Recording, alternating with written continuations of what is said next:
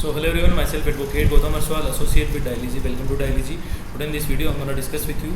We all know that the President of India is the highest most post under the Constitution of India. So so higher most post requires also some responsibilities, and the powers are also being given to them.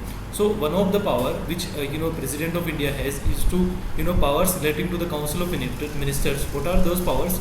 I'm going to discuss with you in this video. So the President has to exercise his executive powers on the advice of Council of Ministers, on the advice of the Council of Ministers. So he is subjected to some limitations in exercising powers, but he has the power to send back the recommendation of the council for reconsideration. The council may or may not accept such a recommendation. So the President, while being the executive head, in name of actual power, resides with the Council of Ministers headed by the President of the Prime Minister of India.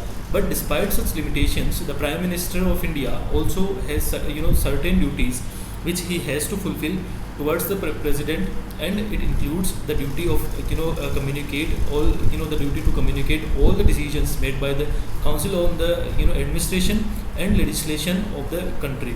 The duty to such information as President may demand etc. So that's all about the discussion. I hope it pretty much clear. See you on the next video with some more information.